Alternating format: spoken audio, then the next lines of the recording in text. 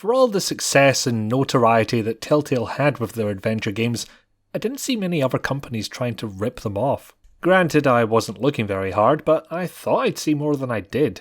State of Mind has that style to a certain extent, but managed to feel distinct, more of a third-person adventure than a Telltale-like. The subject of today's video is much more blatant in its aping of the Telltale formula. The Uncertain Last Quiet Day is an awkwardly named game which was released by Comongames in 2016 but came to my attention when it was temporarily free on Steam. It's available for Windows and macOS, and it's also available on the Apple App Store. Also, the game's website has an Nvidia Shield link that didn't work at the time of writing, so I don't know what to tell you there.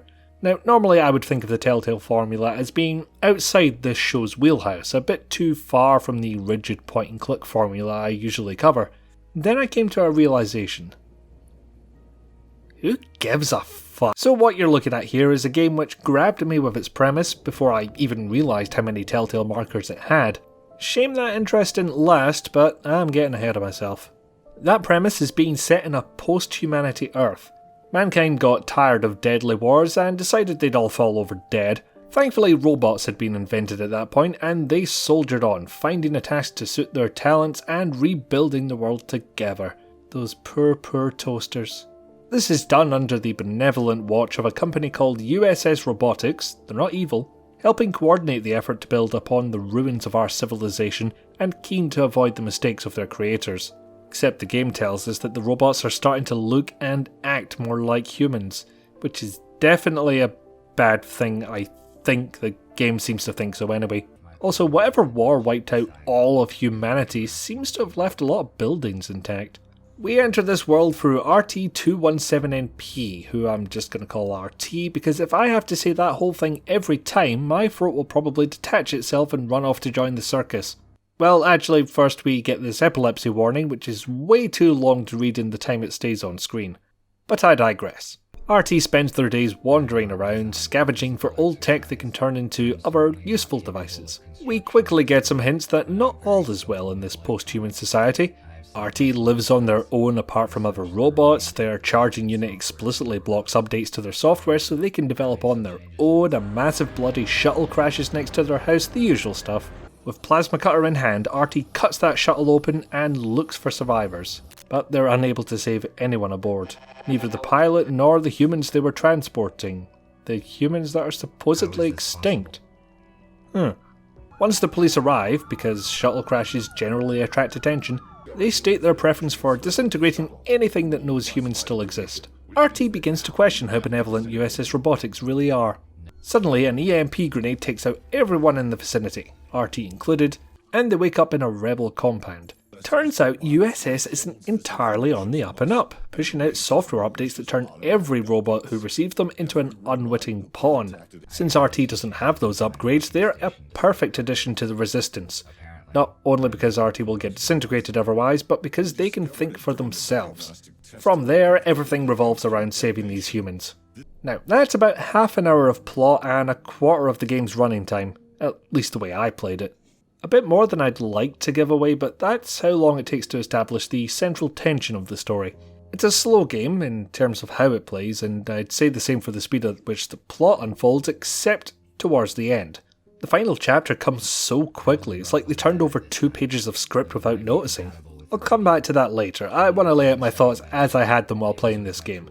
And the first thing I noticed was the main character's voice. It's practically monotone, very little variance in its inflection. Absolutely on brand, makes perfect sense for the character of the robot that is starting to develop on their own. This object allows me to keep a sitting position without consuming the servo motor's resource.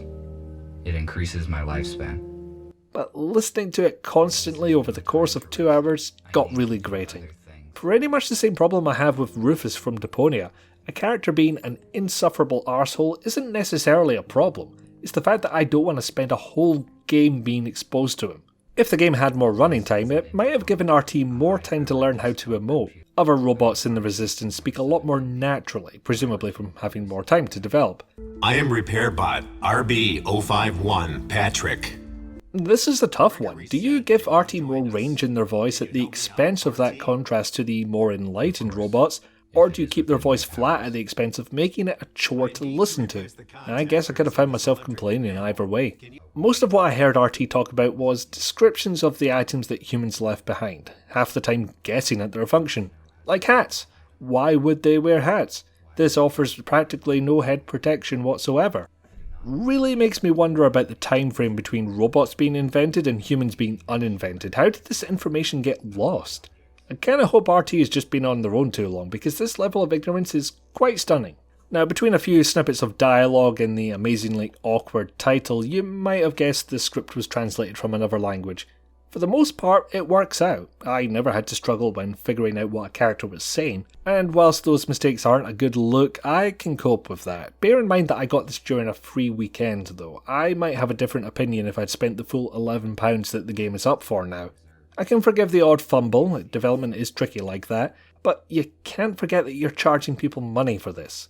Speaking of fumbles, I'm not a fan of how this game controls. As I subtly hinted earlier, and by that I mean about as subtle as a brick to the crotch, gameplay is very much in the Telltale mould. Move a character around, get close to a hotspot, and a coin interface appears with 4 options. Hell, the interface is damn near identical. Where uncertain varies is unfortunately also where it falters. Movement is stiff and awkward. The act of getting from one place to another is slow and painful. There's an option to run, but it has a surprisingly long build-up before you start going any faster. I'm not sure the speed even matches the animation. On top of that, clicking on one of the coin options will start RT on the slow, agonising walk towards the correct position to activate the hotspot. Always walking, never running. So slowly. Of course, you can just run over yourself and click the hotspot afterwards, assuming that moving over there doesn't require changing camera angle, because if you're running when that shift happens, your movement can get stuck. I'm thinking of how games like Silent Hill 2 did this. When the camera shifts, your movement direction is preserved until you wiggle the joystick to change it. Here, movement is preserved until you take fingers off all the movement keys. So a change in camera angle pretty much guarantees that you need to stop and reorientate yourself lest you be yeeted into a far corner of the room. And we might as well do the nitpicks while I'm here. The coin interface looks like it was made for a gamepad, which would be fine if any gamepad I owned worked with it. Possibly my fault for not having one of those expensive official Xbox controllers, which I'm guessing is what partial controller support actually means. I do have a Steam controller too, but that basically acts like a mouse and keyboard. It's kinda cheating to say that's controller support. Also, controllers slightly imply playing it on a TV from your couch, and you really don't want to try and read this text from far away. It's painfully small. Anyway, hopefully you can pick those coin options with gamepad button presses, because clicking the options with a mouse is something I found fiddly and annoying. Especially when I was a pixel too far and the entire coin vanished when I clicked. Now for the nittiest nitpick, it's a pet peeve of mine when ideas are stolen without properly understanding what they're stealing. There's a long tradition of this in adventure games. The example I like to bring up is Simon the Sorcerer aping the Scum interface without implementing the keyboard shortcuts. Basically just copying it because that's what's popular and you didn't want to think too much. Here, it's aping the Telltale UI without the consistency. Telltale games would generally do their best to have each of the 4 options fit a category, the blue button generally being some form of examination, green button being an action, and so on. It looks like they had a go at that in Uncertain, but item actions end up falling all over the place, when I'd expect them to occupy the same slot each time. This consistency helps a lot when the icons don't have any additional context for the action until activated, like a text description. Another notable aspect of Telltale Games titles is making decisions that have some form of consequence later on. Horrible, horrible decisions. I don't know how much agency I have here in the Uncertain. The description talks about making fateful decisions and yes, choices were given and I saw some decisions make a minor impact on the story. I was expecting more, honestly. The word fateful has a certain implication. I started off down this train of thought when I got 2 achievements in the same non-interactive cutscene. It kind of implies that I made a choice which changed how that cutscene played out, and that just happened to hit the requirements for 2 different achievements. I hope so at least, because giving you 2 achievements for watching the same mandatory cutscene seems plain bizarre to me. And judging by the achievement text, I can't figure out what decision that might have been. Last negative, the game just ends. I won't spoil it, but it's abrupt. Mid-cutscene up flashes to be continued. I think it's meant to be a holy heck cliffhanger moment, and if so, it did not land for me. There's a sequel due second quarter of 2020, so hopefully that'll pick up where this left off, but yeah, the game we have right now pretty much stops dead in its tracks. That's what irks me more than anything else, I think. They had an interesting premise that drew me in, but then they go from establishing the central tension and barreling straight towards the conclusion. Not that it should have concluded where it did, but anyway, between the slow pace of the main character carrying out tasks and the speed at which the plot flew along, I was getting whiplash, and in the end, it was impossible for me to care. If I go on to look at the sequel, it'll mostly be out of curiosity to see if they've improved anything I've talked about. Also, quick prediction for how the plot goes: USS Robotics wiped out humanity and they're covering it up. That seems to me like where this would go. With the negatives out of the way, I'll move on to the parts that might make this game worthwhile. I don't think anyone can deny it's quite a pretty game, but that's something you can judge for yourself. Where they try to move away from Telltale territory is with numerous minigames. Some of these are action-based and what I would consider the weakest of the lot. Some of them are their own self-contained puzzles, and I liked those a lot more. I mean, if you can only use items in context, your puzzle solving pretty much has to go that way. The one you get in this bar I particularly enjoyed, as it's not spelled out for you as much as the others. Not that said spelling out necessarily makes the puzzles easier, more that the game pushes you in the direction of the puzzle and what you're roughly meant to do to solve it. I do worry they didn't have much in the creative tank, however, as we do see a puzzle repeated. Hopefully something they can avoid in the sequel, and hopefully that sequel contains more of these puzzles. That would be nice. And better yet, these puzzles fit thematically with the world. They're all working out codes or abstracted computer hacking rather than delving into an ancient forgotten tomb and having to do a cipher puzzle or something. Which is a bad example because I love cipher puzzles. More of those, please. So there you have The Uncertain Last Quiet Day. I am so not over how awkward that title is.